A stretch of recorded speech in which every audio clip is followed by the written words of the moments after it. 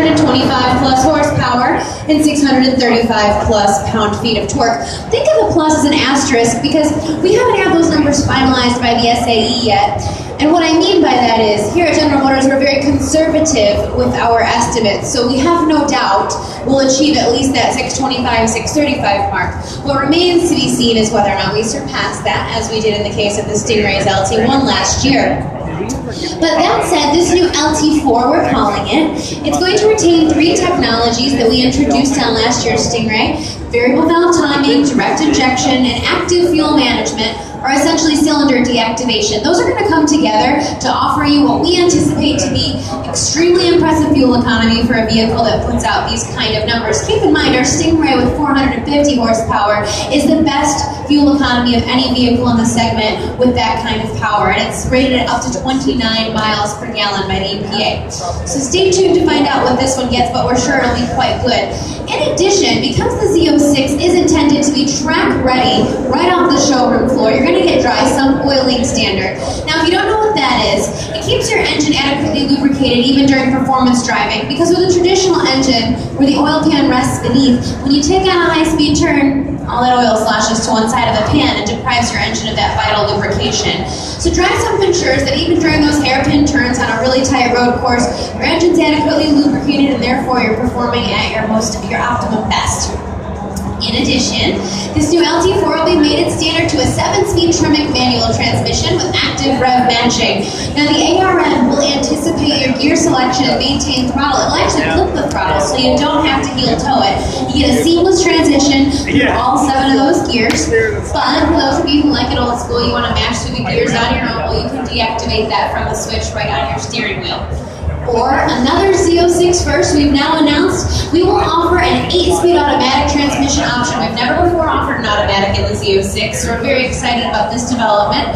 It'll be an in-house transmission produced by General Motors. It is track ready with a manual mode featuring paddle shifters on the steering wheels, and the shift times will surpass those of the Porsche 911's PDK dual clutch transmission. So this will be a fast shifting transmission, definitely track capable. But the other part of the Z06's story is aerodynamics. This vehicle has the most downforce of anything we've ever produced for public, at least here at General Motors. It's available with 3 different levels of aerodynamic performance. The standard Z06 will have a spoiler similar to that from the Z51 version on the Stingray. If you want to take it up to the next level, you can opt for the available Carbon Aero package. That's going to give you that front splitter spoiler in carbon fiber, the carbon fiber rocker panels, and this larger rear spoiler. Now, if that's not enough, you can take it to the next level, up the ante even further with the available Z07 performance package, and that's featured on the one you're looking at. That adds the winglets to the sides of the front splitter for added downforce, as well as the adjustable wicker bill. That's that transparent portion that you see on the spoiler. So you can adjust it at the track, raise it up for, again, added downforce. This is going to be a very sticky vehicle, which is what you want when you have as many horses as this is going to be packing under the hood. But in addition, Z07 will include the carbon ceramic drilled rotors that are 26 pounds lighter than the standard steel rotor on Z06, and it'll offer Michelin Pilot Sport Cup tires, replacing the Michelin Pilot Super Sport 2s that are standard on this new Z06 as well. We had to bring those rear fenders out over 3 inches to accommodate those massive 335 rear tires, and these front fenders are 2 inches wider than those on the Stingray. In addition, you're going to have 19 and 20-inch wheels staggered respectively, and Brembo brakes with 6-piston calipers up front and 4-piston calipers in the rear, so you can stop on a dime, because going fast is a lot of fun, but only if you can stop, right? I think it's Jeremy Clarkson who said something to the effect of, you're going fast, never hurt anybody, it's failure to stop, that's the problem. So, in addition, you've got all of the eventing that you see is functional. Up front, this will reduce front end lift as cold air passes through the engine compartment, and it'll cool the engine compartment as well. Out back here on the quarter panels, these remain these quarter panel vents that we introduced on the Stingray, but we've added air blades that'll force 50% more air through those tunnels. That's going to cool your transmission on the driver's side, which is rear mounted, and your electronic limited slip differential here on the passenger side. And you've got standard front and rear brake cooling ducts. So you heard me mention the ELSD. That's also standard. For performance driving, you're going to want that, because when you have to stand on that accelerator at the Christmas tree and Milan or Lapeer, you want those wheels to bite in immediately and take off instead of spinning out waiting to get traction, because a millisecond at the quarter mile on the drag strip is an eternity, especially to the person next to you who gets the one up on you, right? So that'll be standard, as well as magnetic ride control, and that is the most dynamic and responsive suspension in the world. It's able to continuously modify its stiffness by reading the road and then responding with the magnetological fluid in the shocks, utilizing an electronic current that'll change the viscosity of that fluid from being as thin as baby oil to making it as thick and viscous as peanut butter. So that suspension will go from being a little softer, more touring style, to firm and planted in a millisecond. It's something we get rave reviews about in automotive publications time after time, and it ultimately improves your lap times when you're talking about racing or course challenges, because you're pushing it further in those corners. Your vehicle's so responsive, you're more comfortable doing that instead of railing it in. Now when you get in, the redesign continues where we left off on Stingray, but we've added a suede flat-bottom steering wheel. And then this one features the available competition seats with the beefier side bolsters and accommodations for a racing harness. If you'd like to get an idea what they feel like, check out the Torch Red model on the floor. It does feature those performance seats or the competition seats. And then a brand new feature, it's actually an automotive industry first, nobody else has this.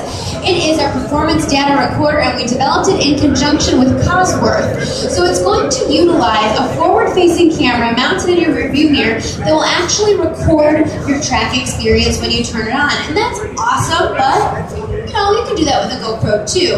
What makes this different is it's utilized in conjunction with GPS telemetrics, so it can record your track overlays and really juxtapose those against one another for both the visual feedback that would provide, but in addition, so that you can see where your shift points were the best, and by comparing your laps, where your steering inputs were the most accurate and thereby the best as well. So it'll make you a better driver, because it'll make you able to complete that course faster overall. Really, that's what we want to do here, is give you the technologies to harness the capabilities of the amazing vehicles we produce here at General Motors.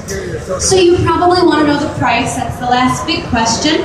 We haven't announced pricing on the Z06 just yet. We've said this, just like with the Stingray last time around. We said if you could afford the C6, you'd find the C7 to be within your budget, and we stayed true to that when we priced it right around $52,000.